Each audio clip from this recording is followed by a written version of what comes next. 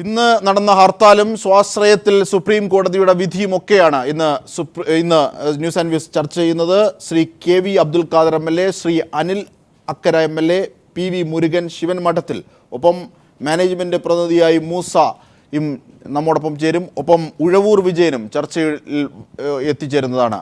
തിരുവനന്തപുരം ജില്ലയിൽ UDF ഹർത്താലിനിടെ വ്യാപകമായ അക്രമമാണ് ഉണ്ടായത്. കഴക്കൂട്ടത്ത് രോഗികൾ ഉൾപ്പെടെയുള്ള യാത്രക്കാരെ ഹർത്താൽ അനുകൂലികൾ ബസ്സിൽ നിന്ന് ഇറക്കി വിട്ടു. ഇരുചക്രവാഹനക്കാർക്ക് നേരെ പോലും അതിക്രമം നടന്നു. സ്ത്രീകളെയും കുട്ടികളെയും അസഭ്യം പറഞ്ഞ് ഓടിച്ചു. പല സർക്കാർ സ്ഥാപനങ്ങളും തല്ലിത്തകർത്തു. സമീപകാലത്ത് തലസ്ഥാനം കണ്ട ഏറ്റവും വലിയ ആക്രമണമാണ് ഇന്ന് ഹർത്താലിനിടെ നടന്നത്. അതേസമയം പ്രതിപക്ഷ പ്രതിഷേധത്തെ തുടർന്ന് നിയമസഭ തുടർച്ചയായ രണ്ടാം ദിനവും സ്തംഭിക്കുകയായിരുന്നു. പ്രതിപക്ഷ നേതാവിന് ചോദ്യോത്തരവേളയിൽ സംസാരിക്കാൻ അനുമതി നൽകാത്തതാണ് പ്രതിപക്ഷ പ്രതിഷേധത്തിനിടയാക്കിയത്. പ്രസംഗവും സമരവും ഒരുമിച്ച് അനുവദിക്കില്ലെന്ന് സ്പീക്കർ വ്യക്തമാക്കി. പ്രതിഷേധം ശമിക്കാത്ത സാഹചര്യത്തിൽ സഭ ഇന്നത്തേക്ക് പിരിഞ്ഞു. സ്വാശ്രയ പ്രശ്നത്തിൽ സർക്കാർ നിലപാടിൽ പ്രതിഷേധിച്ച് 3 പ്രതിപക്ഷ MLA-മാർ നിയമസഭയിൽ അനിശ്ചിതകാല നിരാഹാര സമരവും ആരംഭിച്ചിട്ടുണ്ട്.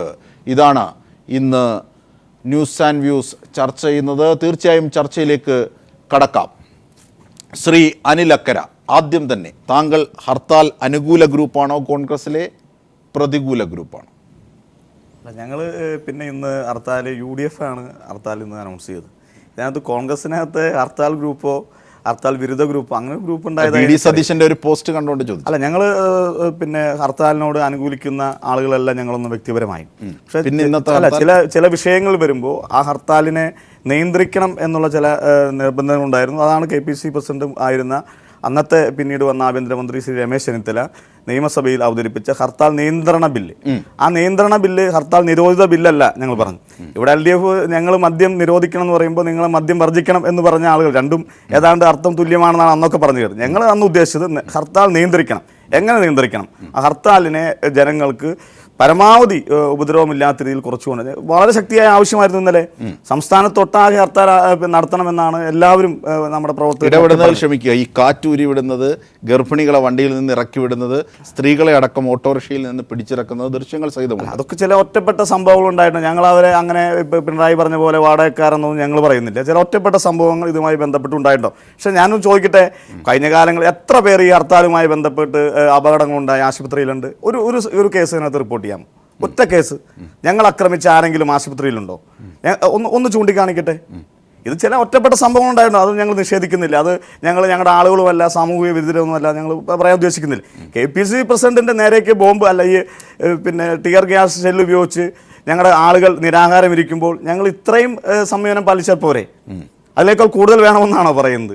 നിങ്ങൾ ഒരു ഉദാഹരണം, ഏതെങ്കിലും ഒരു ആശുപത്രിയിൽ ഒരു ചെറിയ ഇഞ്ചക്ഷൻ എടുത്ത് വന്ന ഒരു പിന്നെ ഹർത്താലിന് വിധേയമായി പിന്നെ ആരെങ്കിലും ഒന്ന് ചൂണ്ടിക്കാണിക്കാൻ പറ്റുമോ? ഇതിനേക്കാൾ കൂടുതൽ എങ്ങനെ ഞങ്ങളെപ്പോലെ ഒരു സംഘടന മാതൃകാപരമായ ഒരു ഹർത്താൽ നടത്തും?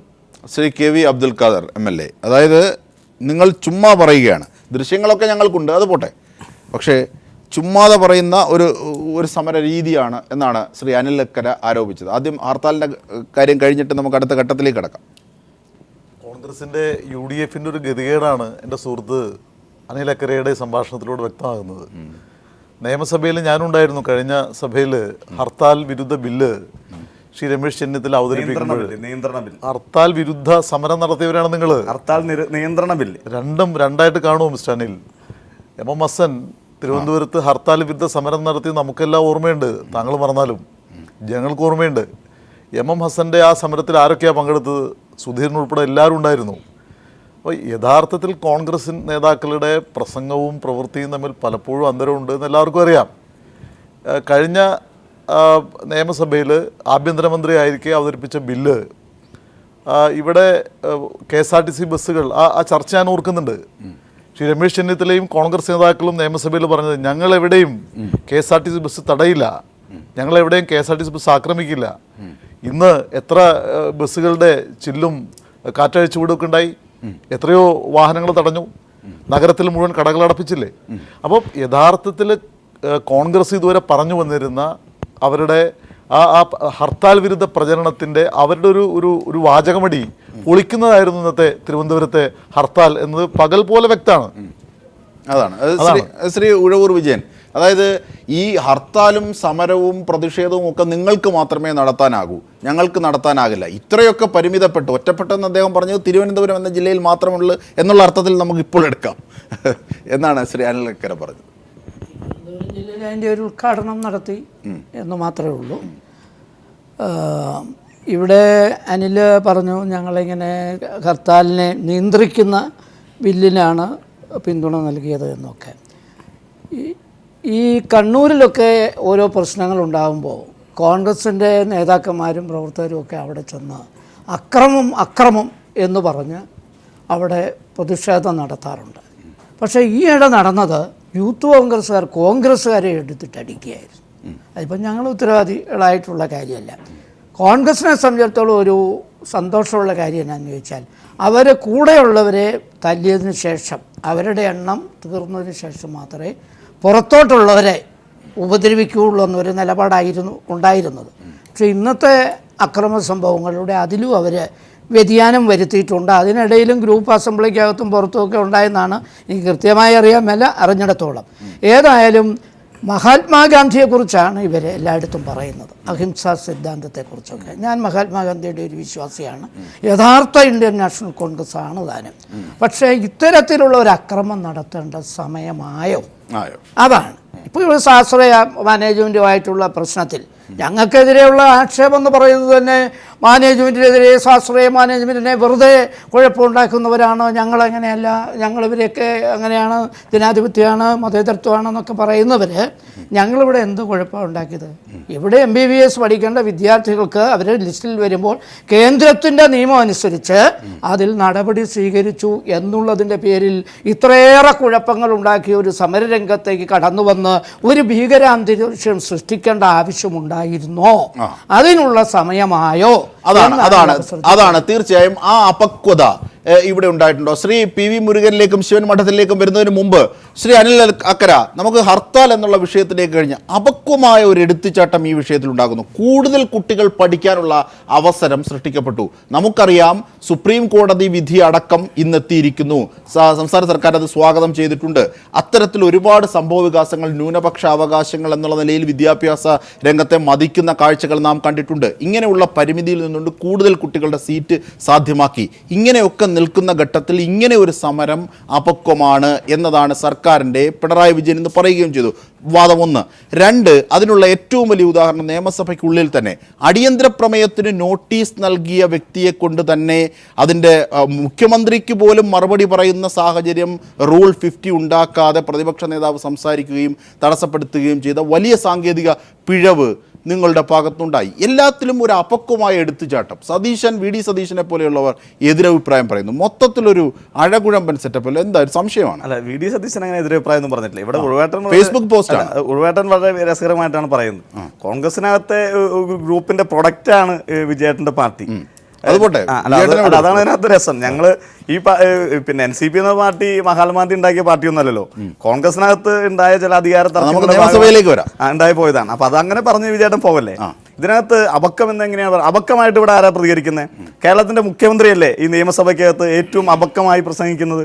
പോയി പണിയോക്കറ, പിന്നെ ശരകാല ജല ബ്രഹ്മം അങ്ങനെയുള്ള വാക്കുകൾ ഉപയോഗിക്കുന്നത്. പോയി ഇതൊക്കെ ഇങ്ങനെ നടക്കുമോ, പോയി പണി നോക്കുന്ന രീതിയിൽ പറയുന്നത് ആരാ? ഞങ്ങളുടെ ഭാഗത്ത് നിന്ന് ആരെങ്കിലും അങ്ങനെ പറഞ്ഞു? ഇന്നുണ്ടായ വിഷയം, ഇന്ന് ബഹുമാനായ പ്രതിപക്ഷ നേതാവ് എണീറ്റെന്ന് പറഞ്ഞു, എനിക്ക് സംസാരിക്കുന്നു പറഞ്ഞപ്പോഴാണ്ടായി. ഇതിൽ മുമ്പ് ഈ നിയമസഭയിൽ എത്ര തവണ അച്യുതാനന്ദൻ കയറി സംസാരിച്ചിട്ടുണ്ട്. ഞാൻ ആദ്യമായി നിയമസഭയിലേക്ക് വന്ന ആളാണ്. എനിക്ക് മനസ്സിലായുള്ളൂ ഇതിനു മുമ്പ് ഒരുപാട് വിഷയങ്ങളുണ്ട് നിയമസഭയിൽ.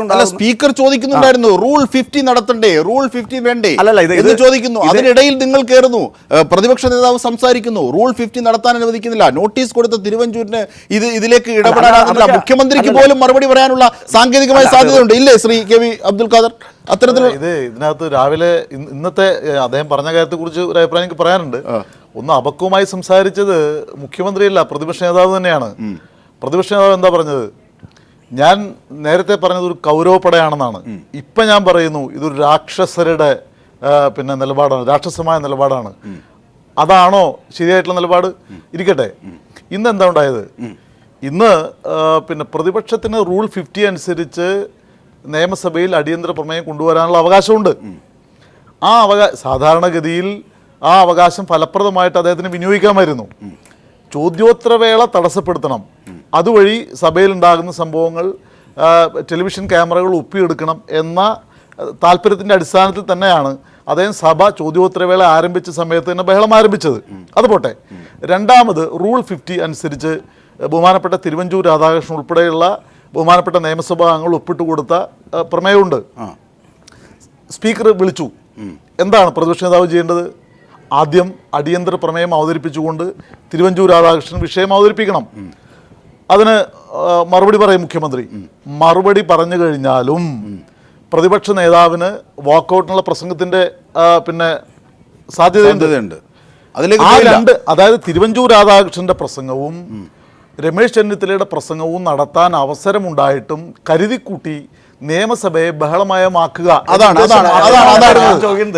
ഞാൻ പറയുന്നത് ഒന്നുകിൽ നമ്മൾ ചെയ്യുന്ന കാര്യം ഞങ്ങൾ അങ്ങനെ ചെയ്തു എന്ന് പറയാനുള്ള ധൈര്യം കാണിക്കുക. ഇത് ഞങ്ങൾ ജനാധിപത്യവാദികളാണെന്ന് പറയും. ശ്രീമാൻ ഉമ്മൻചാണ്ടി പലപ്പോഴും പറഞ്ഞ് ഞാൻ കേട്ടിട്ടുണ്ട്.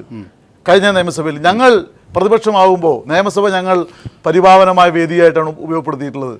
പ്രതിപക്ഷ നേതാവായിട്ട് രമേശ് ചെന്നിത്തല വന്നു എന്ന് കാണിക്കാൻ വേണ്ടിയിട്ടാണോ ഈ അഭ്യാസങ്ങളൊക്കെ കാണിക്കുന്നത്? അല്ല, ഇവിടെ തെറ്റിദ്ധരിപ്പിക്കുകയാണ് വളരെ ക്ലിയർ ആയിട്ട്. നിങ്ങൾ LDFന്റെ യോഗത്തിലെടുത്ത തിരക്കഥയ്ക്കനുസരിച്ച് ഞങ്ങൾ ആടണമെന്നാണ് പറയുന്നത്. ഞാൻ പറഞ്ഞു ഞങ്ങൾ അടിയന്തര പ്രമേയം അല്ല ഇവിടെ വിഷയം. അടിയന്തര പ്രമേയത്തിൽ ഞാൻ പറയട്ടെ ഇവിടെ ചോദ്യോത്തര വേള തുടങ്ങുന്നതിന് മുൻപ് ഞങ്ങൾ പ്രതിപക്ഷ നേതാവ് സംസാരിക്കണം എന്ന് പറഞ്ഞു.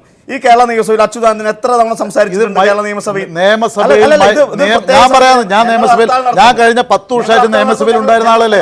ഞാൻ പറയാം, നിയമസഭയിൽ പലപ്പോഴും മൈക്കില്ലാതെ പ്രതിപക്ഷ നേതാക്കൾ സംസാരിച്ചിട്ടുണ്ട്. ഇവിടെ അതല്ലല്ലോ നിങ്ങൾ ആവശ്യപ്പെട്ടത്. അച്യുതാനന്ദൻ എത്ര തവണ മൈക്ക് ബഹളം ഉണ്ടാക്കി. നിയമസഭയുടെ ചട്ടമനുസരിച്ച് ഞാനൊരു കാര്യം അറിയണം. നിയമസഭയുടെ ചട്ടമനുസരിച്ച് സഭയിൽ അംഗങ്ങൾ അവരവരുടെ സീറ്റിൽ ഇരിക്കുമ്പോഴാണ് ഇതെല്ലാം നൽകാൻ കഴിയുക. ഞങ്ങൾ പ്രതിപക്ഷം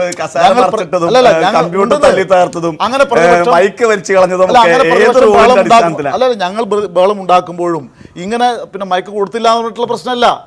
അത് ചെയ്യാം, കൊണ്ടുപോയി സാധ്യതകൾ തുറന്നില്ല എന്നുള്ളതാണ്. ശ്രീ ശിവൻ മഠത്തിൽ, അതായത് നിയമപരിജ്ഞാനത്തിന്റെ ഒരു വലിയ വാക്ക് എന്നുള്ള നിലയിൽ തന്നെയാണ് താങ്കളെ കാണുന്നത് ഈ ഘട്ടത്തിൽ. അതായത് ചില സംശയങ്ങളുണ്ട്. ഇന്ന് സുപ്രീം കോടതിയുടെ ഒരു വിധി ഉത്തരവ്, അതായത് ഹൈക്കോടതി ഉത്തരവ് സ്റ്റേ ചെയ്യാതെ ഉള്ള സുപ്രീം കോടതി ഈ തവണത്തെ പ്രവേശനത്തിൽ ഇടപെടില്ല എന്ന് സംസ്ഥാന സർക്കാർ പോലും സ്വാഗതം ചെയ്യുന്ന തരത്തിലേക്കുള്ള ഒരു സുപ്രീം കോടതിയുടെ ഉത്തരവുണ്ടായി. അങ്ങനെയാണെങ്കിൽ 2001 മുതൽ നമുക്ക് ഇങ്ങോട്ട് എടുക്കാം. അതായത് ന്യൂനപക്ഷ അവകാശങ്ങൾ അടക്കം വെച്ചിട്ട് മാനേജ്മെൻറ്റുകൾക്ക് സാധ്യമായ വലിയ വാതിലുകൾ തുറന്നിട്ട നിയമപരമായി ആനുകൂല്യങ്ങൾ ഉപയോഗിക്കാനുള്ള സാധ്യതകളെ ഞങ്ങൾ ബ്ലോക്ക് ചെയ്തു. കൂടുതൽ കുട്ടികൾക്ക് പഠിക്കാനായി. ഇത്തരത്തിലേക്കുള്ള സംവിധാനത്തിൻ്റെ ഏറ്റവും ഒടുവിലത്തെ തെളിവാണ് സുപ്രീം കോടതിയുടെ ഇന്നത്തെ ഉത്തരവിലൂടെ എത്തിയത് എന്നൊക്കെയാണ് സർക്കാർ വാദിക്കുന്നത്. ഇതേ സംബന്ധിച്ച് സാധാരണക്കാർക്ക് ശ്രീ ശിവൻ മഠത്തിൽ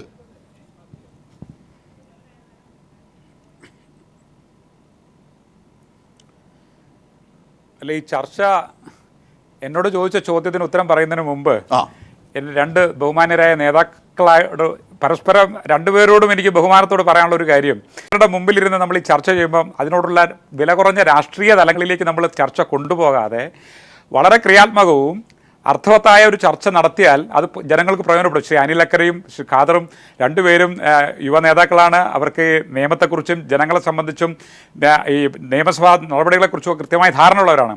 നിയമസഭയിൽ നടന്ന കാര്യങ്ങളെക്കുറിച്ച് അതിൻ്റെ നിയമപരമായും ഭരണഘടനാപരമായുള്ള ഒരു കാര്യങ്ങൾ പറയാൻ എനിക്ക് അവസരം നൽകണം.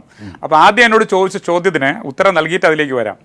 അതായത് യൂത്ത് കോൺഗ്രസ്സുകാരിപ്പോൾ സ്വാശ്രയ മാനേജ്മെൻറ്റുമായിട്ട് സർക്കാർ ഉണ്ടാക്കിയിട്ട് ഉടമ്പടി, അത് വളരെ ലളിതമായി പറഞ്ഞാൽ സ്വാശ്രയ മാനേജ്മെൻറ്റ് ഇപ്പോൾ ഈ സ്വാശ്രയ കോളേജിൽ അഡ്മിഷൻ നടത്തുന്നതിനെ സംബന്ധിച്ച് അവർക്കുള്ള ആശങ്ക അല്ലെങ്കിൽ അവരുടെ ആ ഒരു ബുദ്ധിമുട്ട്, അവരുടെ പ്രതിഷേധം രേഖപ്പെടുത്താനുള്ള സ്വാതന്ത്ര്യം ജനാധിപത്യ വ്യവസ്ഥയിൽ അവർക്കുണ്ട്. അതിനാരും എതിര് നിൽക്കുന്നില്ല. പക്ഷേ അതിനവർ അവലംബിച്ച രീതിയെ സംബന്ധിച്ച് നമ്മൾ പരിശോധിക്കുമ്പോൾ 2-3 കാര്യങ്ങൾ. കാരണം അവർ കോൺഗ്രസ് ഒരു 100-120 വർഷത്തെ ചരിത്ര പാരമ്പര്യമുള്ള ഗാന്ധിജിയെയൊക്കെ അവർ ഉൾക്കൊള്ളുന്ന ഒരു വലിയ സംസ്കാരത്തിൻ്റെ ഉടമകളാണ്. അവരെ സംബന്ധിച്ചിടത്തോളം അവർ മനസ്സിലാക്കേണ്ടത് അവർ കൂടെ ചേർന്നിട്ടാണ് നിയമസഭയിൽ രാവോളം ചർച്ച ചെയ്തിട്ടാണ് സ്വാശ്രയ മാനേജ്മെൻറ്റ് നിയമം, സെൽഫ് ഫിനാൻസിങ് കോളേജുകളെ സംബന്ധിച്ചുള്ള നിയമം കൊണ്ടുവന്നിട്ടുള്ളത്. അപ്പോൾ അത്തരത്തിൽ എന്തെങ്കിലും നിയമപരമായിട്ടുള്ള ബുദ്ധിമുട്ടുകളോ ജനങ്ങൾക്ക് കുട്ടികൾക്കും രക്ഷിതാക്കൾക്കും ബുദ്ധിമുട്ടുള്ള എന്തെങ്കിലും കാര്യങ്ങൾ ഉണ്ടെങ്കിൽ അവർക്ക് നിയമത്തിൻ്റെ വഴികളിലേക്ക് പോകാൻ ഒരു സാധ്യതയുണ്ട്. ഒന്നാമത്തെ കാര്യം. രണ്ടാമത്തെ കാര്യം, ഏറ്റവും പ്രധാനപ്പെട്ടത് നേരത്തെ ചർച്ച സൂചിപ്പിച്ചതുപോലെ തന്നെ ഈ വിഷയവുമായി ബന്ധപ്പെട്ട് സുപ്രീം കോടതിയിൽ കേസ് വന്നപ്പോൾ കേരള ഹൈക്കോടതി എടുത്ത തീരുമാനത്തെ സുപ്രീം കോടതി ദുർബലപ്പെടുത്തിയെന്ന് മാത്രമല്ല, ആ പ്രശ്നത്തിൽ ഇടപെടില്ല എന്ന് പറഞ്ഞാൽ സർക്കാരും മാനേജ്മെൻറ്റുമായിട്ടുള്ള നടപടിക്രമങ്ങൾ മുൻപോട്ട് പോകണം എന്ന നിയമവ്യാഖ്യാനം, നിയമപരമായിട്ടുള്ള വിലയിരുത്തൽ സുപ്രീം കോടതി നടത്തിയാൽ പിന്നെ അതിൻ്റെ പേരിൽ വീണ്ടും സമരം തുടരുന്നത് ഈ രാജ്യത്തെ നിയമവ്യവസ്ഥയോടുള്ള വെല്ലുവിളിയാണ്. അനിലക്കര എന്നോട് ക്ഷമിക്കണം, അത് നിങ്ങൾ ഉൾക്കൊള്ളണം. രണ്ടാമത്തെ കാര്യം. ഇനി അതിലൊരു കാര്യം കൂടെ പറയാനുണ്ട്. മൂന്നാമത്തെ കാര്യം, നിങ്ങൾക്ക് ആ കാര്യത്തിൽ എന്തെങ്കിലും അഭിപ്രായ വ്യത്യാസം, സർക്കാരും മാനേജ്മെൻറ്റും തമ്മിൽ ഉണ്ടാക്കിയ കരാറുകളിൽ എന്തെങ്കിലും അഭിപ്രായ വ്യത്യാസമുണ്ട്, അത് ജനങ്ങളുടെ മുമ്പിൽ തുറന്നു കാണിക്കാൻ നിയമസഭ എന്ന് പറയുന്ന ഒരു വലിയ പവിത്രമായ നമ്മൾ സരസ്വതി ക്ഷേത്രം എന്നൊക്കെ വിളിക്കും, ക്ഷേത്രമൊക്കെ മാറ്റി വയ്ക്കാം. നിയമനിർമ്മാണവും ജനങ്ങളുടെ പ്രശ്നങ്ങൾ ചർച്ച ചെയ്യപ്പെടുന്ന ആ വേദിയിൽ നിങ്ങൾക്ക് ജനങ്ങളെ ബോധ്യപ്പെടുത്തുന്ന രീതിയിൽ ഒരു ചർച്ച അവിടെ നടത്താൻ നിങ്ങൾ അവസരമൊരുക്കണമായിരുന്നു. ഈ മൂന്ന് കാര്യത്തിൽ നിങ്ങൾ വീഴ്ച വരുത്തി എന്ന ഒരു വിലയിരുത്തൽ, ഞാൻ ആരുടെയും രാഷ്ട്രീയ പാർട്ടിയുടെ പക്ഷ പിടിച്ചിട്ട് സംസാരിക്കുന്നതല്ല, ഇത് ചെയ്യേണ്ടതായിരുന്നു. അത് ചെയ്യാതെ സമരത്തിലേക്ക് പോയി ഇത്തരത്തിലുള്ള ഒരു അക്രമാസക്തമായ ഒരു അന്തരീക്ഷം ഉണ്ടാക്കുമ്പോൾ അതിൻ്റെ ഉത്തരവാദിത്വം യൂത്ത് കോൺഗ്രസ് നേതാക്കളും ഒക്കെ തന്നെ എടുക്കേണ്ടതായിട്ട് വരും.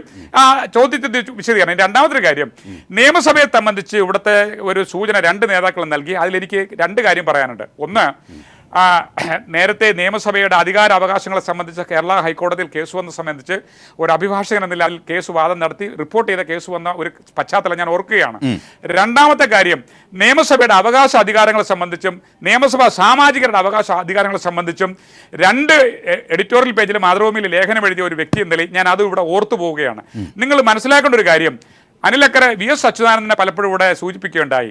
ഒരു കീഴ്വഴക്കം മാറ്റിവെച്ചാൽ നിയമസഭയ്ക്കകത്ത് നിങ്ങൾക്ക് സ്വതന്ത്രമായ അഭിപ്രായം പറയുവാനും നിങ്ങൾക്ക് സ്വതന്ത്രമായി കാര്യങ്ങൾ ഡിബേറ്റ് ചെയ്യാനുള്ള അവകാശം മാത്രമേ ഭരണഘടന നിങ്ങൾക്ക് നൽകുന്നുള്ളൂ.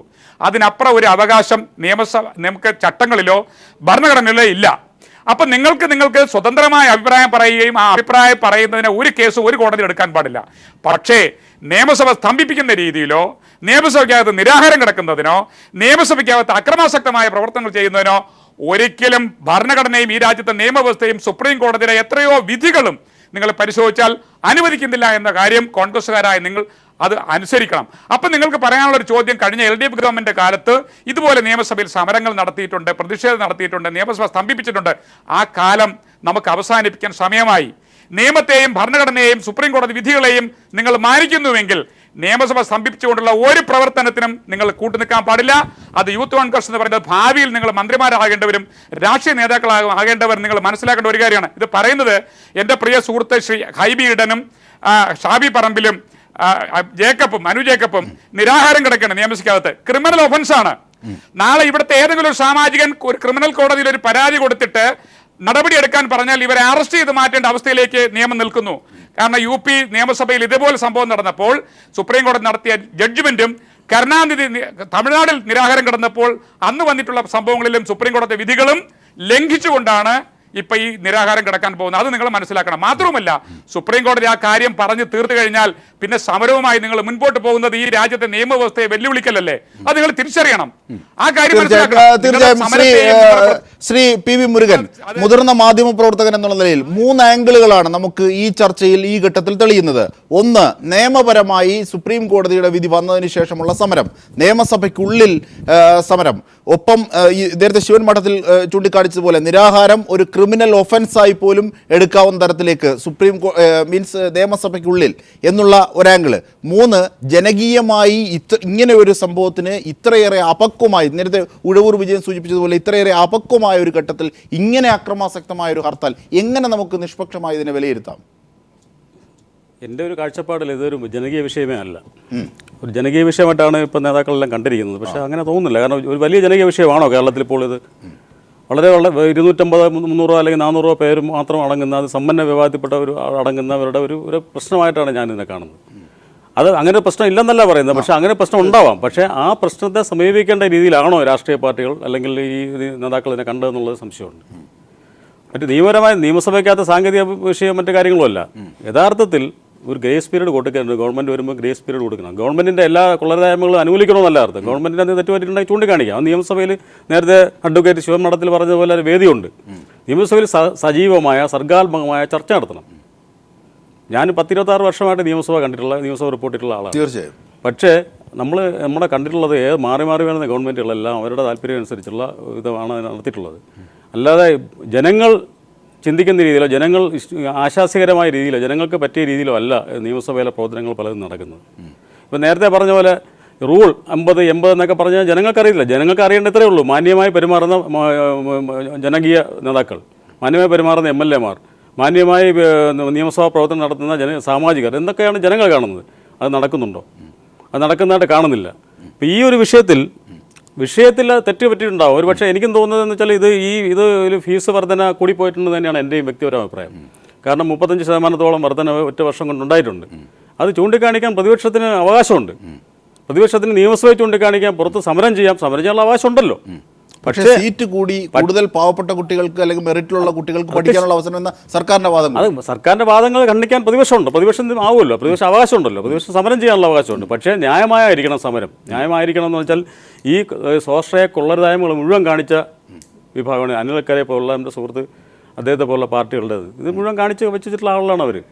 പക്ഷേ ജനങ്ങളുടെ മുമ്പിൽ ഈ ഒരു ഗവൺമെൻറ് വന്ന് 3 മാസം 4 മാസമായിട്ടുള്ള ഒരു 4 മാസമായ ഗവൺമെൻറ് ഒരു ഗ്രേസ് പീരീഡ് പോലും കൊടുക്കാതെ അക്രമത്തിൻ്റെ വഴിയിലേക്ക് പോകുന്നതാണ്. ഒരു അപക്വമായ ഒരു അക്രമം കാണിക്കാൻ വേണ്ടി ഹർത്താൽ നടത്തിയതുപോലെ ഒരു തോന്നലുണ്ട്, തീർച്ചയായിട്ടും ഉണ്ട്. പക്ഷേ ഒരു 6 മാസം 7 മാസം കഴിഞ്ഞിട്ടല്ലേ ഗവൺമെൻറ്റിൻ്റെ ഒരു വിലയിരുത്തൽ ഇത് വരുന്നത്.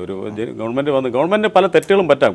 ഇപ്പോൾ ആദ്യ മാസങ്ങളിലോ 2ാമത്തെ മാസം 3ാം മാസം ഗവൺമെൻറ് തെറ്റ് ചെയ്താൽ പൊറുക്കണമെന്നുള്ള മീനിങ് അല്ല അതിനുള്ളത്. പക്ഷേ തെറ്റ് പറ്റിയിട്ടുണ്ടെങ്കിൽ വളരെ സക്രിയമായിട്ട് അതിന് മറുപടി പറയുകയാണ് വേണ്ടത്. തീർച്ചയായും വളരെ ഗൗരവമായ വിഷയം. അതായത് അക്രമം നടത്താൻ വേണ്ടി അവരൊക്കെ നടത്തിയിട്ടുണ്ട്, അതുകൊണ്ട് ഞങ്ങൾക്കും നടത്താൻ ഒരു കാരണം എന്ന രീതിയിൽ അപക്വമായ തോന്നൽ ഈ ഹർത്താലിൻ്റെ പിന്നിൽ ഉണ്ടോ?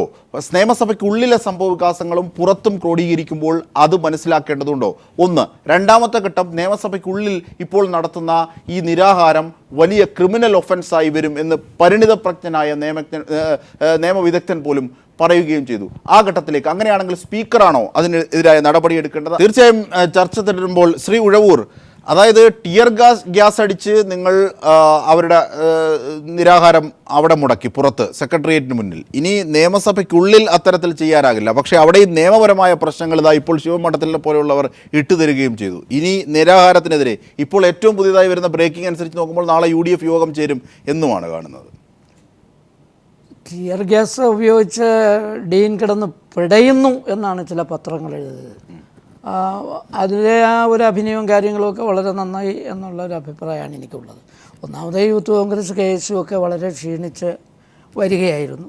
പിന്നെ ഈ കഴിഞ്ഞ തെരഞ്ഞെടുപ്പ് UDF മൊത്തത്തിൽ ക്ഷീണമായിപ്പോയി. ഇപ്പോൾ ചെന്നിത്തലയ്ക്ക് വാക്കൗട്ട് നടത്തണമെങ്കിൽ തന്നെ അനിൽ അക്കരയെ പോലെയുള്ള വളരെ കുറച്ച് ആളുകളെ വാക്കൗട്ടിൽ പങ്കെടുക്കാൻ പറ്റുള്ളൂ. അല്ലെങ്കിൽ കവാടത്തിൽ വേറെ ആളുകളെ കൊണ്ട് നിർത്തി പ്രകടനമായിട്ട് പോകേണ്ടതായ ഒരവസ്ഥ അവർക്ക് വന്നിട്ടുണ്ട്. ഞങ്ങൾക്കതുകൊണ്ട് സഹതാപമുണ്ട്. പിന്നെ അവരൊന്ന് പിടിച്ചു കയറാൻ വേണ്ടിയിട്ട് ആദ്യം ഒരു ചെറിയ ഒരു പ്രതിഷേധവും കാര്യങ്ങളും ഒക്കെ നടത്തി. പിന്നെ ഇപ്പോൾ പിണറായിയെ കയറി പിടിക്കുക എന്നുള്ളതാണ് ഒരു പ്രധാന. അത് ഇന്നും ഇന്നലെയും തുടങ്ങിയതല്ല. പിണറായി ഇതൊക്കെ ഒത്തിരി കഴിഞ്ഞിട്ടുള്ള ആളാണ്. കേരള രാഷ്ട്രീയത്തിൽ നട്ടൽ ഉയർത്തി നിന്ന് വർത്തമാനം പറയുന്ന ആളുമാണ്. അദ്ദേഹത്തിൻ്റെ ശൈലിയെക്കുറിച്ച് ജനങ്ങൾക്കെല്ലാം അറിയാവുന്ന കാര്യമാണ്. കോൺഗ്രസ്സുകാർ പറയുന്ന പോലെ അങ്ങനെയും ആകാം ഇങ്ങനെയും ആകാം. ഉമ്മൻചാണ്ടിയാണെങ്കിൽ പറയും മനസാക്ഷിയോട് ചോദിക്കൂ. ഇത് പിണറായിയോട് ചോദിച്ചാൽ മതി, പിണറായി അതിൻ്റെ മറുപടി അതിൻ്റേതായ നിലയിൽ പറയും. വേറെ ഒരു വൃത്തികേടൊന്നും പറഞ്ഞതായിട്ട് ആരും ഇതുവരെ പറഞ്ഞിട്ടില്ല.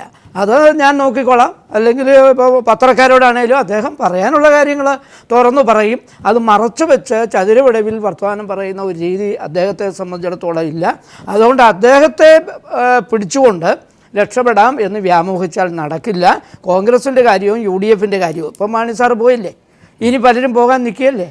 എല്ലാവരും കൂടെ പോയി കഴിഞ്ഞാൽ കോൺഗ്രസിൻ്റെ അവസ്ഥ എന്താകുമെന്ന് ഞാൻ പറയേണ്ട കാര്യമില്ല. ഏതായാലും 3 കൂട്ടരും കൂടെ അവിടെ വന്ന് ഒന്നിച്ചിരുന്നു എന്നുള്ളതൊരു വലിയ കാര്യമായിപ്പോയി. സുധീരനും ഉമ്മൻചാണ്ടിക്കും ചെന്നിത്തലയ്ക്കും ഒന്നിച്ച് സെക്രട്ടേറിയറ്റ് പഠിക്കൽ ഇരിക്കാനുള്ള ഒരവസരമുണ്ടായി എന്നുള്ളത് നല്ല കാര്യമാണ്. ഇനിയെങ്കിലും അവർ യോജിച്ചു പോകുന്നതാണ് ഈ നാട്ടിൽ ക്രമസമാധാനം തകരാതിരിക്കാൻ നല്ലത്. അല്ല, ഞങ്ങളായിട്ട് ഒരു പ്രശ്നവും ഉണ്ടാക്കില്ല, സമാധാനപരമായി പോകും. ഈ സ്വാശ്രയ കോളേജിൻ്റെ പ്രശ്നവും എല്ലാ കാലത്തും മാനേജ്മെൻറ്റിനെതിരെ ധീരമായ പോരാട്ടം നടത്തിയിട്ടുള്ളത് ഞങ്ങളുടെ ഇടതുപക്ഷ യുവജന സംഘടനകളും ഇടതുപക്ഷ പ്രസ്ഥാനങ്ങളുമാണ്. അതിനുവേണ്ടി എത്രയോ തല്ല് അവർ കൊണ്ടിട്ടുണ്ട്. ഇതുപോലത്തെ തല്ലൊന്നുമല്ല. ഞങ്ങളിപ്പം ATM കൗണ്ടറൊക്കെ അടിച്ച് പൊളിക്കുക എന്ന് പറഞ്ഞാൽ ഇപ്പോൾ കള്ളന്മാരിറങ്ങി ATM കൗണ്ടർ തല്ലിപ്പൊളിക്കുന്നുണ്ട്. ATM കൗണ്ടർ തല്ലിപ്പൊളിക്കുക എന്ന് പറഞ്ഞാൽ അതിൻ്റെ അർത്ഥം അതിലുള്ള പൈസ എടുക്കുക എന്നുള്ളൊരു അർത്ഥം കൂടെ അതിൻ്റെ അകത്ത് വരും. ഇവരിപ്പോൾ അങ്ങനെ ചെയ്തെന്നൊന്നും ഞാൻ പറയുന്നില്ല. അതുകൊണ്ട് ഇങ്ങനെയുള്ള സമരമാർഗ്ഗങ്ങൾ പോസ്റ്റ് ഓഫീസിനിട്ടും ATM കൗണ്ടറിനിട്ടുമുള്ള ഒരു പ്രതിഷേധമാക്കി ഈ സ്വാശ്രയ സമരത്തെ മാറ്റിയെടുക്കാൻ ശ്രമിക്കരുത് എന്ന് വിനീതമായി അഭ്യർത്ഥിക്കാൻ. ഇനി ചിന്തിക്കാനുള്ള സമയമുണ്ട്. രാവിലെ ഒരു നല്ല പത്രസമ്മേളനമൊക്കെ നടത്തി പിൻവലിച്ച് സന്തോഷമായിട്ട് മുമ്പോട്ട് പോവുക, നിയമസഭ നടത്തിക്കൊണ്ട് പോകാനുള്ള അവസരം തരിക.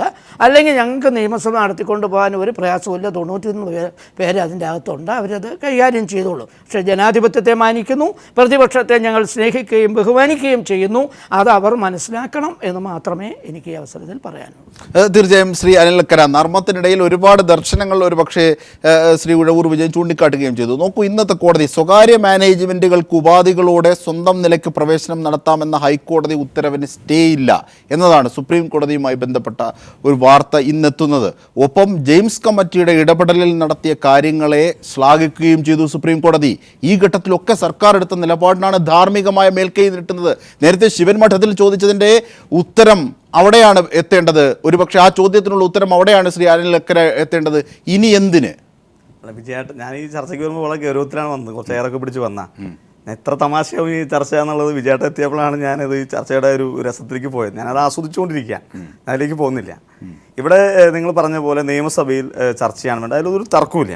ഞങ്ങൾ ആദ്യം ചെയ്തതെന്താ, ശ്രീ VS ശിവകുമാർ അടിയന്തര പ്രമേയം അവതരിപ്പിച്ചു. സ്വാശ്രയ കോളേജുകളുടെ വിഷയവുമായി ബന്ധപ്പെട്ട് മുൻ ആരോഗ്യവകുപ്പ് മന്ത്രി ശ്രീ VS ശിവകുമാർ അവതരിപ്പിച്ച അടിയന്തര പ്രമേയം. ഇവർ ഈ പറയുന്ന ചർച്ചയാണെന്ന് വെച്ചാൽ കേരള നിയമസഭയിൽ പ്രതിപക്ഷം അവതരിപ്പിച്ച അടിയന്തര പ്രമേയങ്ങൾക്ക് അനുമതി കൊടുത്തിട്ടില്ലേ? എത്രയോ തവണ കൊടുത്തിട്ടുണ്ട്, ഞാൻ കേട്ടിട്ടുണ്ട്. ഞാൻ ആദ്യമായി നിയമസഭയ്ക്ക് വന്നതാണ്. ഞാൻ പലപ്പോഴും ലൈവായി അടിയന്തര ലാവലിൻ്റെ ചർച്ച ലൈവായി അടിയന്തര പ്രമേയമായി നമ്മുടെ നാട്ടിൽ വന്നതാണ്. ഇവിടെ ബഹുമാനായ ശിവകുമാർ സൂചിപ്പിച്ചു, ഞാൻ അതിലേക്കാണ് വരുന്നത്. എങ്ങനെയാണെങ്കിൽ ഇവർക്ക് ഇതിനോട് ചർച്ചയാണ് താല്പര്യമെങ്കിൽ ശ്രീ VS ശിവകുമാർ അവതരിപ്പിച്ച അടിയന്തര പ്രമേയത്തിന് എന്തുകൊണ്ട് ഇവർ അനുമതി നിഷേധിച്ചു? അവരതിനെ ഭയക്കുന്നു എന്നാണ് പ്രധാനപ്പെട്ട കാര്യം. രണ്ടാമത്തെ കാര്യം, നിയമപരമായ എല്ലാ കാര്യവും ചെയ്യണമെന്നാണ്. ഇതൊരു വേദേശ ക്ലാസ് അല്ലല്ലോ നിയമസഭ എന്ന് പറയുന്നത്. രണ്ടാമത്തെ കാര്യം, സമരം എന്ന് പറയുന്നത് നിയമവിധേയമാണോ? ഞാൻ ആദ്യമായിട്ട് കേൾക്കാം നിയമവിധേയമായ സമരം, നിയമവിധേയമായ ബലാത്സംഗം, നിയമവിധേയമായ പീഡനം, നിയമവിധേയമായ അഴിമതി, നിയമവിധേയമായ കൊലപാതകം. അത് എങ്ങനെയാണ് നടക്കാൻ പോകുന്നത്? എനിക്ക് ശിവകുമാരൻ സാറിന് വലിയ ബഹുമാനമുള്ള ആളാണ്. ഞാൻ അദ്ദേഹത്തിൻ്റെ ലേഖനങ്ങൾ നിരവധിയായി വായിക്കുന്ന ഒരാൾ കൂടിയാണ്. അപ്പോൾ അതുകൊണ്ട് സമരങ്ങളെ നിയമവിധേയമാക്കാൻ ഒരു കാലത്തും കഴിയുമെന്ന് എനിക്ക് തോന്നുന്നില്ല. പിന്നെ സുപ്രീം കോടതിയുടെ വിധികൾ, സുപ്രീം കോടതിയിൽ ഇപ്പോൾ ഉണ്ടായ വിധി എന്ന് പറയുന്നത് ഇത് കേരള ഗവൺമെൻറ് എന്താ കാര്യം?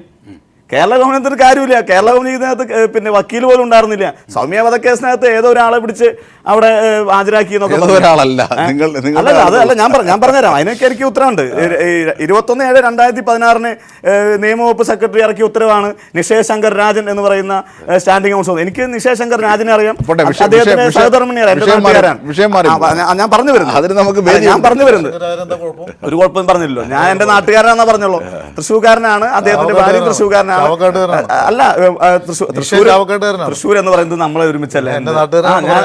എന്റെ നാടനല്ലേ തൃശ്ശൂരും, അതിനകത്ത് വ്യത്യാസമൊന്നുമില്ല.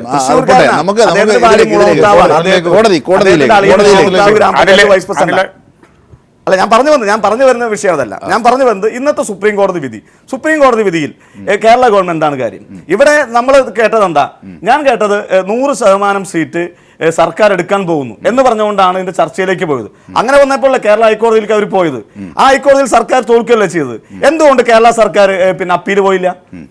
അപ്പീൽ പോയിട്ടാണ് ഇത് പറഞ്ഞിരുന്നെങ്കിൽ ഇതിനകത്ത് ഇവർക്ക് എന്തെങ്കിലും മെറിറ്റ് സൂചിപ്പിക്കാമായിരുന്നു. ഇത് ഏതോ സംസ്ഥാന ഗവൺമെന്റ് ആർക്കോ വേണ്ടി തിളച്ച സാമ്പാർ. ഒരു പക്ഷേ ശരിയാണ്, ഈ ഒക്ടോബർ 1 പഠനം തുടങ്ങാനാകാത്ത വലിയ സാങ്കേതിക കുരുക്ക് ഇപ്പോൾ കിട്ടിയ 50 പോലും കയ്യിൽ നിന്ന് പോകുന്ന ഒരു സാഹചര്യം ഒരു പക്ഷേ ഉണ്ടാകാം. 2001 11 ബെഞ്ച് സുപ്രീം കോടതിയുടെ വിധിച്ചതാണ്, ന്യൂനപക്ഷാവകാശം അടക്കമുള്ളത്. അത്തരത്തിൽ ഒരുപാട് പ്രീ ഹിസ്റ്ററി ഇവിടെ നമുക്കുണ്ട്. അത്തരത്തിലേക്ക് പോയാലുള്ള ഒരു ഉത്തരവാദിത്വം ഈ ഘട്ടത്തിൽ എടുക്കാൻ കഴിയില്ല എന്നാണ് സർക്കാർ.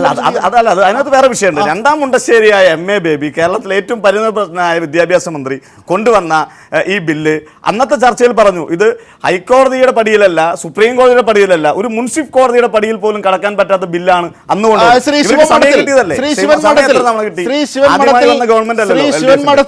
അതായത് അനിൽ അക്കര ഉയർത്തിയ ചില സാങ്കേതിക കാര്യങ്ങളിൽ നിയമവും എത്തുന്നുണ്ട്. ഒന്ന് വിശദീകരിക്കൂ.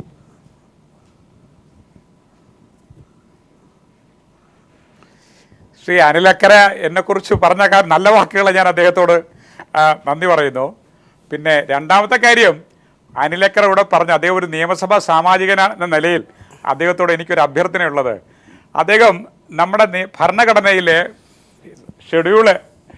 തേർഡ് ഷെഡ്യൂളാണ്, അതനുസരിച്ചിട്ട് സത്യപ്രതിജ്ഞ ചെയ്തിട്ട് നിയമസഭയിൽ കയറിയ ആളാണ്. ആദ്യമായിട്ട് അദ്ദേഹം നിയമസഭയിൽ കയറിയിട്ടുള്ള ആളാണ്. അദ്ദേഹത്തോട് എനിക്കൊരു അഭ്യർത്ഥന, ആ ഷെഡ്യൂളിൽ ആ സത്യപ്രതിജ്ഞയിൽ പറയുന്ന പ്രധാനപ്പെട്ട 3 വാക്കുകൾ, ഞാൻ ഈ രാജ്യത്ത് ഭരണഘടനാ മൂല്യങ്ങളെ ഉയർത്തിപ്പിടിക്കാം, ഭരണഘടനാ സ്ഥാപനങ്ങളുടെ ബഹുമാനിക്കും, എൻ്റെ ഉത്തരവാദിത്വം ഭംഗിയായിട്ട് നിയമസഭയിൽ നടത്തും, ഭയമോ താല്പര്യങ്ങളോ ഒന്നുമില്ലാതെ. ഇത് പ്രധാനപ്പെട്ട 3 കാര്യങ്ങൾ ഇതാണ്.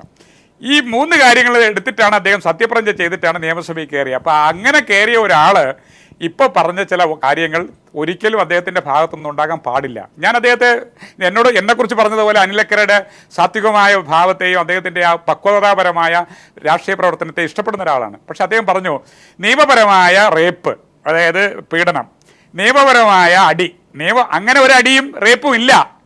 നിങ്ങൾക്ക് ഇൻഡസ്ട്രിയൽ ഡിസ്പ്യൂട്ട് ആക്ട് അനുസരിച്ച് ഒരു തൊഴിൽ സ്ഥാപനത്തിൽ നോട്ടീസ് കൊടുത്തിട്ട് സമരം ചെയ്യാം. പക്ഷെ നിയമസഭയ്ക്കകത്ത് സമരം ചെയ്യാനും കുത്തിയിരിക്കാനും അടിയുണ്ടാക്കാനും ഈ രാജ്യത്ത് ഒരു നിയമവും നിങ്ങളെ അനുവദിക്കുന്നില്ല. ഇത് ശ്രീ അനിലക്കര തിരിച്ചറിയണം. രണ്ടാമത്തെ കാര്യം, അങ്ങ് പറഞ്ഞു ഈ സമരം നടക്കുമ്പോൾ ഇത്തരം സംഭവങ്ങളൊക്കെ ഉണ്ടാവും. നിങ്ങൾ ഒരു കാര്യം മനസ്സിലാക്കണം, സമരം നടത്തുമ്പോൾ മറ്റുള്ളവരുടെ അവകാശങ്ങളെ കവർന്നെടുത്തുകൊണ്ടുള്ള ഒരു സമരമല്ല നിങ്ങളിന്ന് പ്രതീക്ഷിക്കുന്നത്. മറിച്ച് കോൺഗ്രസിൻ്റെ ആശയങ്ങളിൽ ഗാന്ധിജിയുടെ സ്വാധീനം നിങ്ങൾ എപ്പോഴും പുലർത്തുന്ന നിങ്ങൾ ഈ പറഞ്ഞ നിയമസഭയുടെ മുമ്പിലും തിരുവനന്തപുരം നഗരത്തിലുമൊക്കെ ATM കൗണ്ടറും KSRTC ബസ്സും ഓട്ടോറിക്ഷ പോകുന്ന ഗർഭിണിയൊക്കെ കയറി ആക്രമിക്കാനും അറ്റാക്ക് ചെയ്യാനും ഒക്കെ പോകുന്നത് സമരത്തിന് ന്യായീകരിക്കാൻ പറ്റുന്ന കാര്യങ്ങളേ അല്ല. അത് തികച്ചും ക്രിമിനൽ കേസുകളാണ്. നിങ്ങൾ സമരം ചെയ്യുന്നതിന് ഞാൻ അംഗീകരിക്കുന്നു. കാരണം അത് ഒരു പൊതുപ്രശ്നം ജനങ്ങളുടെ മുമ്പിൽ കൊണ്ടുവരാൻ നിങ്ങൾക്ക് സമാധാനപരമായ രീതിയിലുള്ള പ്രതിഷേധവും സമാധാനപരമായ രീതിയിലുള്ള പ്രതിഷേധ യോഗങ്ങളും അഭിപ്രായങ്ങളും ഒക്കെ ആകാം. പക്ഷെ നിയമസഭയ്ക്കകത്ത് ഞാൻ വീണ്ടും ആവർത്തിക്കുന്നു, ഈ രാജ്യത്ത് ഞാൻ ആ കാര്യത്തിൽ ഒരു ഡിബേറ്റിനും ഒരു വെല്ലുവിളിക്കും പോലും ഞാൻ അനിലക്കരയുടെ തയ്യാറാവുകയാണ്. നിയമസഭയ്ക്കകത്ത് നിങ്ങൾക്ക് സ്വതന്ത്രമായ അഭിപ്രായം പറയാനും പ്രകടിപ്പിക്കാനും നിങ്ങൾ അങ്ങനെ പറയുന്ന അഭിപ്രായങ്ങളുടെയും പ്രകടനങ്ങളുടെയും സാധുതയെ ചോദ്യം ചെയ്തുകൊണ്ട് ഒരു കോടതി ഇടപെടാൻ പാടില്ല. ഇത് ഭരണഘടന നിങ്ങൾക്ക് നൽകുന്ന ഉറപ്പാണ്. പക്ഷേ അവിടെ നിയമസഭാ പ്രവർത്തനങ്ങളെ തടസ്സപ്പെടുത്തിക്കൊണ്ട് കുത്തിയിരിക്കാനോ അടിയുണ്ടാക്കാനോ അല്ലെങ്കിൽ മറ്റേതെങ്കിലും രീതിയിലുള്ള ആക്രമണങ്ങൾ നടത്തുന്നതിനോ പാടില്ല. ഇത് പറയുമ്പോൾ ശ്രീ അനിലക്കര പഴയകാല LDF ഗവൺമെൻറ്റിൻ്റെ കാലത്ത് ശ്രീ അച്യുതാനന്ദനെ പോലുള്ള ആളുകൾ നടത്തിയിട്ടുള്ള ചില പ്രതിഷേധ സമരങ്ങളെ നമ്മൾ സൂചനയായി അല്ലെങ്കിൽ അതിനെ നമ്മൾ എടുക്കുമ്പോൾ അങ്ങനെ ഒരു കീഴ്വഴക്കം വെച്ചിട്ടല്ല നമ്മളുടെ ഈ കാര്യത്തെ ചർച്ച ചെയ്യേണ്ടത്. എല്ലാ രാഷ്ട്രീയ പാർട്ടികളും ശ്രീ ഖാദറും ശ്രീ അനിലക്കരയും ഒക്കെ തന്നെ തിരിച്ചറിയേണ്ട ഒരു കാര്യം, നിയമസഭയിൽ നമുക്ക് ശക്തമായ വാദപ്രതിവാദങ്ങളും പ്രതിഷേധപരമായ നമ്മുടെ പ്രസംഗങ്ങളും അഭിപ്രായങ്ങളും സ്വതന്ത്രമായി പറയാം. പക്ഷേ അവിടെ ക്രിമിനൽ ആക്ടിവിറ്റീസിനുള്ള സ്ഥലമല്ല നിയമസഭ. നിയമനിർമ്മാണ സഭയാണ്, ജനങ്ങളുടെ പ്രശ്നങ്ങൾ അവതരിപ്പിക്കേണ്ട സഭയാണ്. അവിടെ ക്രിമിനൽ ഒഫൻസിന് സ്ഥാനമില്ല. ആ കാര്യത്തിൽ ഞാൻ ഉറച്ച നിലപാട് ഈ പ്രേക്ഷകരുടെ മുമ്പിൽ ഞാൻ നിങ്ങളുടെ എല്ലാവരുടെയും ബഹുമാനത്തോടു കൂടി തന്നെ ഞാൻ വയ്ക്കുന്നു. അത് നിങ്ങൾ ഉൾക്കൊള്ളണം. പിന്നെ ഒരു കാര്യം കൂടെ പറയാൻ അവതരിപ്പിക്കണം. യൂത്ത് കോൺഗ്രസിൻ്റെ ആളുകൾ സമരം ചെയ്തപ്പോൾ ബഹുമാനപ്പെട്ട മുഖ്യമന്ത്രി പറഞ്ഞു അദ്ദേഹത്തിന് കരിങ്കൊടി കാണിച്ചത് വാടകയ്ക്കെടുത്ത ചിലരാണ്, മാധ്യമപ്രവർത്തകരാണെന്ന് അദ്ദേഹം പറഞ്ഞത് എനിക്ക് തോന്നിയതാണ്. ഇന്ന് ഞാൻ അദ്ദേഹത്തിൻ്റെ പത്രസമ്മേളനം TV യിൽ കണ്ടു. അടുത്ത നിമിഷം ഞാൻ മനസ്സിലാക്കുന്നു തിരുവനന്തപുരം സെഷൻസ് കോടതിയിൽ കൊണ്ടുപോയിട്ട് മുഖ്യമന്ത്രിക്കെതിരെ നിങ്ങൾ നഷ്ടപരിഹാരത്തിനോ എന്തോ മാനനഷ്ടത്തിനോ കേസ് കൊടുത്തു. ഞാനൊരു കാര്യം അനിലക്കരോട് ചോദിക്കണം ബഹുമാനത്തോടു കൂടെ, ഈ മുഖ്യമന്ത്രിക്കെതിരെ കരിങ്കൊടി കാണിക്കുന്നത് ക്രിമിനൽ ഒഫൻസ് അല്ലേ? ജനങ്ങൾ തിരഞ്ഞെടുത്ത ഒരു മുഖ്യമന്ത്രിയല്ലേ?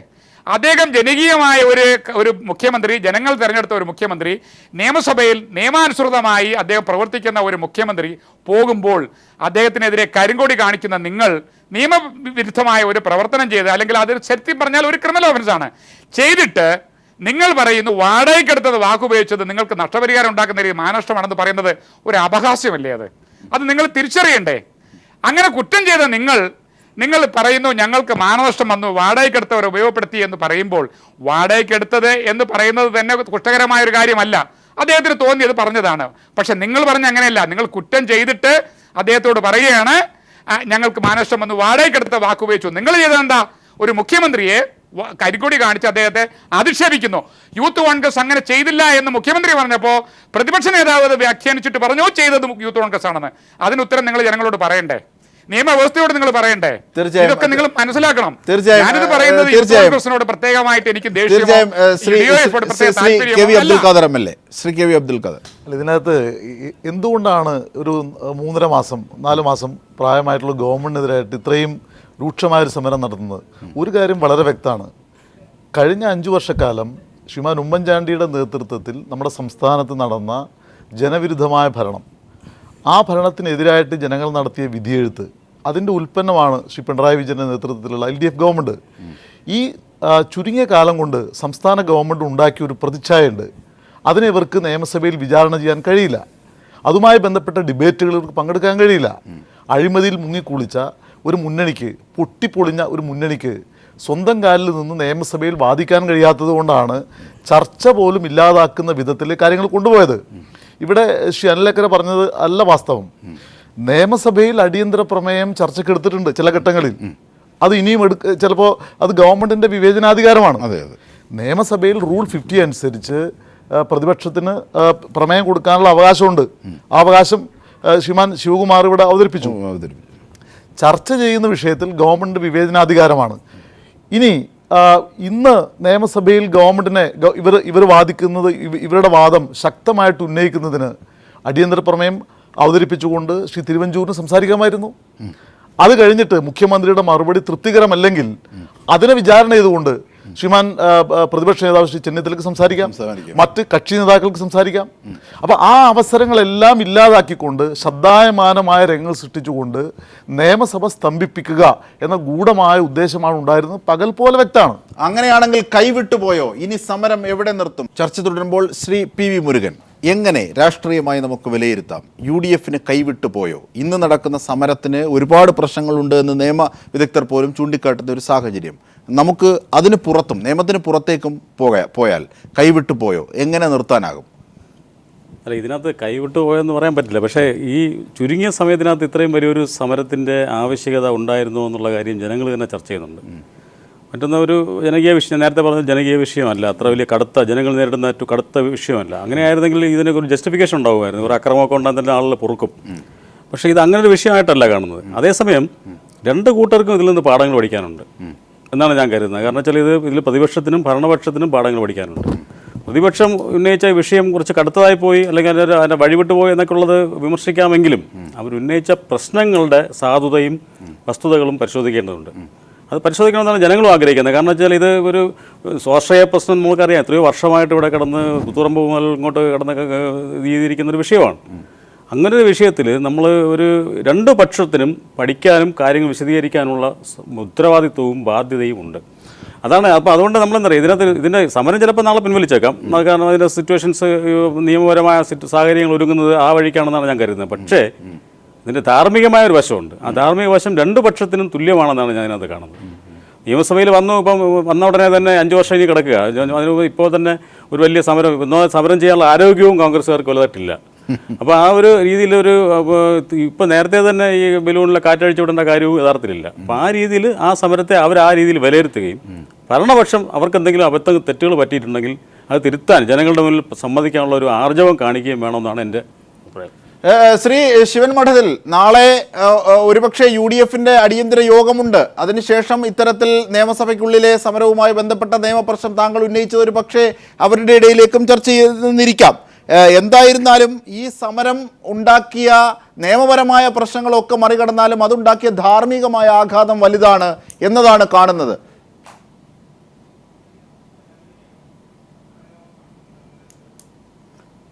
ഞാൻ ഈ കാര്യത്തിനോട് ബഹുമാന്യനായ ശ്രീ മുതിർന്ന മാധ്യമ പ്രവർത്തകനായിട്ടുള്ള ശ്രീ മുരുകൻ അദ്ദേഹം പറഞ്ഞ കാര്യത്തിനോട് ഞാൻ യോജിക്കുകയാണ്. അദ്ദേഹത്തിൻ്റെ അഭിപ്രായത്തിൽ ഇതൊരു വലിയൊരു സാമൂഹിക പ്രശ്നമല്ല എന്ന വിലയിരുത്തൽ എന്നോട് ഞാൻ പൂർണ്ണമായി യോജിക്കുന്നില്ല.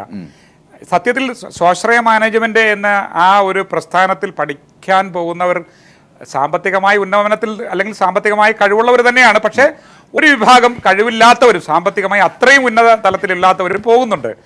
അപ്പോൾ തീർച്ചയായും ഉന്നത വിദ്യാഭ്യാസവുമായി ബന്ധപ്പെട്ട അല്ലെങ്കിൽ സ്വാശ്രയ മാനേജ്മെൻറ്റുമായി ബന്ധപ്പെട്ടുകൊണ്ടുള്ള പ്രശ്നങ്ങൾ കേരളത്തിൽ അങ്ങ് പറഞ്ഞതുപോലെ തന്നെ കുറേ നാളുകളായി നമ്മൾ ഇത് അവസരം വരുമ്പോൾ കുറേ കേസുകൾ കോടതിയിൽ വരുന്നു, പിന്നെ സുപ്രീം കോടതിയിൽ പോകുന്നു. സ്വാശ്രയ മാനേജ്മെൻറ്റുകൾ സാമ്പത്തികമായി വളരെ ഉന്നത നിരക്കിൽ നിൽക്കുന്നവരായതുകൊണ്ട് അവരതിനെ വളരെ പ്രഗത്ഭരായിട്ടുള്ള അഭിഭാഷകരെ വെച്ച് കേസ് നടത്തുന്നു. അവരുടെ താല്പര്യങ്ങൾ സംരക്ഷിക്കുന്ന രീതിയിൽ രാഷ്ട്രീയപരമായ പൊളിറ്റിക്കൽ ലോബിയും നടത്തുന്നുണ്ട്. അതൊക്കെ നമ്മൾ കണ്ടുകൊണ്ടിരിക്കുകയാണ്. അതിൻ്റെ പശ്ചാത്തലത്തിൽ നമ്മൾ വിലയിരുത്തുമ്പോൾ ഇതൊരു സാമൂഹ്യ പ്രശ്നമായിട്ട് നമുക്കിതിനെ കാണാൻ പറ്റുള്ളൂ. അങ്ങനെ ശ്രീ മുരുകൻ പറഞ്ഞതുപോലെ ആ സാമൂഹ്യ പ്രശ്നത്തെ നമുക്ക് ചർച്ച ചെയ്യാനൊരു വേദിയായിരുന്നു നിയമസഭ. അപ്പോൾ ഈ പ്രതിഷേധ സമരം മാന്യമായ രീതിയിലുള്ള പ്രതിഷേധ സമരങ്ങൾ നടത്തി സർക്കാരിൻ്റെ ശ്രദ്ധയിൽ കൊണ്ടുവന്ന് നിയമസഭയിൽ അതിനെ ഭംഗിയായി അവതരിപ്പിച്ച് ജനങ്ങളെ ബോധ്യപ്പെടുത്താനുള്ള ഒരു വലിയ ഉത്തരവാദിത്വം പ്രതിപക്ഷം കളഞ്ഞു കുളിച്ചു. പ്രതിപക്ഷം എന്ന് പറയുമ്പോൾ യൂത്ത് കോൺഗ്രസും കോൺഗ്രസ്സുകാരും ഒന്നിച്ചു നിന്നുകൊണ്ടാണ് ഈ സമരത്തെ നേരിടുന്നതാണ്, അല്ലെ സമരം നടത്തുന്നതാണ് ഞാൻ മനസ്സിലാക്കുന്നത്. അവരുടെ കോൺഗ്രസിന്റെ ധാർമ്മിക പിന്തുണ യൂത്ത് കോൺഗ്രസ്സുകാർക്കുണ്ട്. അത് നഷ്ടപ്പെടുത്തി. ഇനിയിപ്പോൾ രണ്ടാമത്തെ കാര്യം, സുപ്രീം കോടതിയിൽ നമുക്കിപ്പോൾ സുപ്രീം കോടതി കഴിഞ്ഞാൽ വേറെ അതിന് മുകളിൽ ഒരു കോടതി ഇല്ല. സുപ്രീം കോടതി ഈ കാര്യത്തിൽ ഇടപെടാതെ അത് സർക്കാരിനും മാനേജ്മെന്റുകൾക്കുള്ള രീതിയിലേക്ക് ആ കാര്യത്തെ കണ്ടു കഴിഞ്ഞാൽ പിന്നെ അതിൻ്റെ പേരിൽ സമരം നടത്തുമ്പോൾ ആ സമരം പലപ്പോഴും നമുക്ക് നിയമവിരുദ്ധമായ ഒരു അവസ്ഥയിലേക്ക് വ്യാഖ്യാനിക്കപ്പെടും. അത് അവർ തിരിച്ചറിയും. എന്നിട്ട് സമരത്തിൽ നിന്ന് അവർ ഇത്തരത്തിലുള്ള അക്രമാസക്തമായ പ്രവർത്തനങ്ങളിൽ നിന്ന് പിന്മാറിയതിനു ശേഷം ക്രിയാത്മകമായ ചർച്ചകൾക്ക് സർക്കാരിനോടും അത് ബന്ധപ്പെട്ടവരോടും തയ്യാറാകണം. അതിന് ബഹുമാനായ ശ്രീ മുരുകൻ പറഞ്ഞതുപോലെ സർക്കാർ ഒരു തുറന്ന മനസ്സോടുകൂടെ സംഭവിച്ചു. തീർച്ചയായും സർക്കാർ തുറന്ന മനസ്സോടുകൂടി ഇടപെടുക ചെയ്യണം എന്ന വലിയ സാധ്യതകൾ കൂടിയാണ് ശ്രീ ഉഴവൂർ വിജയൻ മുമ്പോട്ട് വെക്കുന്നത്. അത്തരത്തിൽ രാഷ്ട്രീയ കക്ഷി താല്പര്യത്തിന്റെ ഒരു അമിത ആവേശം ഒരുപക്ഷെ അപക്വമായ ചില ഘട്ടങ്ങളിലേക്ക് എടുത്തെറിഞ്ഞിരിക്കാം. പക്ഷേ ഇതൊരു പൊതുപ്രശ്നമാണ് എന്ന നിലയിൽ സർക്കാരിനും സാധ്യതകളുണ്ട്. ഇപ്പം ഞാൻ ഈ കൈരളിയുടെ ചർച്ചയിൽ വെച്ച് തന്നെ പറയുകയാണ്, ഇവരിപ്പം നാളെ UDF യോഗം ചേരുമ്പോൾ ഇത് ഒത്തുതീർക്കണം എന്ന് ആഗ്രഹമുണ്ടെങ്കിൽ ഇപ്പോൾ അവർ ആഗ്രഹത്തിലേക്ക് വന്ന് കാണും. എന്നാലും എങ്ങനെ അത് ഇടപെടും? ഒരു നാണക്കേട്, ഒരു കളമൊക്കെ വരച്ച് നിലത്ത് അങ്ങനെ ഒരു നാണിച്ച് നിൽക്കേണ്ട ഒരു സ്ഥിതിയില്ല. ഞാനതിൽ ഇടപെടാം. ഞാനും കൂടി ഇടപെട്ടിട്ട് ഇതിൽ മുഖ്യമന്ത്രിയായിട്ട് സംസാരിച്ച് അത് അവരുമായിട്ട് ബന്ധപ്പെട്ട രമേശൻ നമ്മുടെ സുഹൃത്താണ്, കുഴപ്പമൊന്നുമില്ല. ഏതായാലും ഇവിടെ മുരുകൻ ചൂണ്ടിക്കാണിച്ചതുപോലെ കോൺഗ്രസ്സുകാരെ നമുക്കറിയാം, ഒരു അധിക നാൾ നിരാഹാരം കിടക്കുക എന്നൊക്കെ പറഞ്ഞാൽ ബുദ്ധിമുട്ടാണ്. അല്ലെങ്കിൽ ഫുഡ് വേറെ ഐറ്റം അഡ്ജസ്റ്റ് ചെയ്ത് വേണം അത് കൈകാര്യം ചെയ്യാനായിട്ട്. മാനനഷ്ടത്തിന് കേസ് കൊടുക്കുക അവർ. അല്ല അത് അവർക്കറിയാം. അവരുടെ സത്യാഗ്രഹ രീതി എന്നൊക്കെ പറഞ്ഞാൽ എനിക്ക് നന്നായിട്ടറിയാം. പിന്നെ ഇപ്പോൾ ഇവിടെ ചർച്ചയിൽ വന്നതുപോലെ ചാനലും ഒക്കെ വരുമ്പോൾ അവർ വളരെ സജീവമായി അതിൽ നിൽക്കുകയും ചാനൽ പോവുകയും അവർ ആ കൂടെ പോവുകയും അപ്പോൾ ഇടയ്ക്കൊരു ചാനൽ വീണ്ടും വരികയാണെങ്കിൽ അവർ തിരിച്ചു വരികയും അപ്പോൾ പോലീസുകാരോട് പറയുക അല്പം വെള്ളം ചീറ്റിച്ചേക്കാൻ പറയുകയും ആ വെള്ളം ചീറ്റിക്കുന്ന പടവും കൂടി എടുത്തതിന് ശേഷമേ അവർ പോവുകയുള്ളൂ. ആ കാര്യത്തിലൊന്നും തർക്കമുള്ള വിഷയമല്ല. അങ്ങനെ ഒരു ത്യാഗോജ്വലമായ പോരാട്ടമൊന്നും നടത്താനുള്ള ഒരാർജവം, ഒരു തൻ്റെ ഇടമൊന്നും കോൺഗ്രസ്സുകാർക്കില്ല. പണ്ട് സ്വാതന്ത്ര്യ സമരത്തിലൊക്കെ പങ്കെടുത്തവർക്കുണ്ടായിരുന്നു, ഇപ്പം അങ്ങനെ ഇല്ല. ശ്രീ അനിൽ അക്കര, അവസാനമായി ചർച്ച നിർത്തുക. വിജയേട്ടനാണ് തമാശയിൽ പറയണേ. ഈ പിണറായി വിജയന്റെ മുന്നിൽ വിജയേട്ടൻ എങ്ങനെ നിൽക്കുമെന്ന് എനിക്ക് വലിയ ഭയമുണ്ട്. അച്യുതാനന്ദൻ ഞാൻ നെഞ്ഞു വിരിച്ച് ഒരു നിയമസഭയുടെ ചട്ടമല്ല, പക്ഷേങ്കിലും മുന്നിൽ കൂടെ പിണറായി വിജയന്റെ മുന്നിൽ കൂടെ ഒരു തവണയും പോകുന്നു ഞാൻ പ്രതീക്ഷിച്ചു. അദ്ദേഹം പോലും പിന്നിൽ കൂടിയാണ് പോണേ. ആ നേരത്തെ വിജയേട്ടൻ എങ്ങനെ മുന്നിൽ നിൽക്കും, അത് വലിയ സംശയമുള്ള കാര്യമാണ്. പക്ഷേ മുരുകൻ സാർ പറഞ്ഞൊരു പ്രധാനപ്പെട്ട കാര്യമാണ്, അതിനടുത്തൊരു തർക്കമോ കാര്യത്തില്ല, ഇതൊരു വലിയ പാഠമായി ഉൾക്കൊണ്ടത് തന്നെയാണ്. എന്താണെന്ന് വെച്ചാൽ മാറി വരുന്ന ഗവൺമെൻറ്റുകൾക്ക് ആർക്കും ഒരു ഗവൺമെൻറ് പരിഹരിക്കാൻ പറ്റുന്നില്ല. പിണറായി വിജയന് പോലും പരിഹരിക്കാൻ പറ്റാതെ നിൽക്കുകയാണ് വലിയ പ്രശ്നം തന്നെയാണ്. പക്ഷെ സാമൂഹ്യ വിഷയമല്ല എന്ന് പറയുന്നത് വിയോജിപ്പുണ്ട്. കാരണം ഇത് ഇവർ ചികിത്സ അങ്ങനെ പ്രശ്നം പരിഹരിക്കാനാകാത്ത ഒരുപാട് നിഗൂഢതയുള്ള പ്രശ്നമാണെന്ന് അനിലക്കര തന്നെ സമ്മതിക്കുന്നു. അങ്ങനെയാണ് എങ്കിൽ പിന്നെ ഞാൻ അപ്പോഴും പറഞ്ഞു, അടിയന്തര പ്രമേയത്തിന് ചർച്ച എന്തുകൊണ്ട് അനുവദിക്കുന്നില്ല? എന്റെ പോയിന്റ് അവിടെയാണ്. ഞാൻ ശിവമർദ്ദൽ സാർ പറഞ്ഞതിലേക്ക് വരികയാണ്. നമുക്ക് എന്തുകൊണ്ട് ചർച്ച ചെയ്തുകൂടാ? ഒരു സർവകക്ഷി വിളിച്ച് ചർച്ച ചെയ്തുകൂടാ? അത് പോട്ടെ, നിയമസഭയ്ക്കകത്ത് ഒരു അടിയന്തര പ്രമേയത്തിന് ചർച്ച ചെയ്യാൻ പറ്റാത്ത വിഷയമാണോ? അതാണ് എൻ്റെ ഒരു ചോദ്യം. ചർച്ച ചെയ്യുന്നില്ല. ഒരു മിനിറ്റ്, ഇത് ഏറ്റവും പ്രധാനപ്പെട്ടത് ഇതിന്റെ നേരിട്ട് ബാധിക്കുന്നത് ആരെയാണ്? പാവപ്പെട്ട രോഗികളെയാണ്. ഇന്നൊരു ആശുപത്രിയിൽ പോയാൽ എത്ര രൂപ വേണം? ഒരു ചുമ വന്ന് തിരിച്ചു പറഞ്ഞാൽ 15,000 രൂപ വേണം. ഈ ഫീസ് കൂടുമ്പോൾ മരുന്നിന് കാശ് കൂടുകയാണ്, പിന്നെ മറ്റ് ചികിത്സയ്ക്ക് കാശ് കൂടുകയാണ്. ശരിയാണ് ശ്രീ കെ വി അബ്ദുൽ ഖാദർ, അതായത് അദ്ദേഹം പറഞ്ഞു കഴിഞ്ഞു. തീർച്ചയായും ഇതിനകത്ത് ഒരുപാട് സങ്കീർണതകളുണ്ട്, അത് പരിഹരിക്കാൻ ഒരുപാട് പ്രശ്നമുണ്ടെന്ന് അവർക്കറിയാം.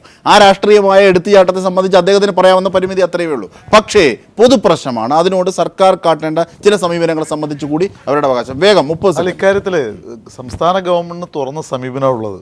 ഇവിടെ അനിൽ അക്കര പറഞ്ഞ പോലെ സ്വാശ്രയ നിയമത്തിൽ ഒട്ടേറെ സങ്കീർണതകളുണ്ട്. അടിസ്ഥാനപരമായിട്ട് ഇങ്ങനെ സംഭവം ഒരുപാട് പ്രശ്നങ്ങളുണ്ട്. അതൊന്നും LDFന്റെ സൃഷ്ടിയല്ല യഥാർത്ഥത്തിൽ. അപ്പം നമുക്ക് ഇവിടെ കുട്ടികൾക്ക് പ്രവേശനം കൊടുക്കേണ്ട ഒരു പ്രത്യേക സാഹചര്യം ഉണ്ടായിരുന്നു. അത് ഇവിടെ വളരെ വ്യക്തമായിട്ട് നേരത്തെ പറഞ്ഞു. അങ്ങനെയാണ് ഈ കരാർ ഉണ്ടാക്കിയത്. ഇപ്പോൾ ഇവിടെ നിയമസഭയ്ക്കകത്ത് വിഷയം ചർച്ച ചെയ്യാലോ. ഗവൺമെന്റ് അല്ല, അടിയന്തര പ്രമേയം അനുവദിച്ചാൽ മാത്രമേ ചർച്ച ചെയ്യാവൂ എന്നില്ല. നിയമസഭയ്ക്കകത്ത് ഇന്ന് കിട്ടിയ അവസരം ആരാ കളഞ്ഞു കുളിച്ചത്? തിരുവഞ്ചൂർ രാധാകൃഷ്ണന്റെ അടിയന്തര പ്രമേയ നോട്ടീസ് അദ്ദേഹമല്ലേ ചർച്ച ചെയ്യേണ്ടത്? യഥാർത്ഥത്തിൽ UDFന്റെ ഫ്ലോർ മാനേജ്മെന്റിലെ പരാജയമല്ലേ കേരള? അല്ല, ഇത് ഈ വിഷയം തന്നെ നോ ഈ വിഷയവും അവതരിപ്പിക്കാൻ കഴിയുന്ന അവസരമായിരുന്നു.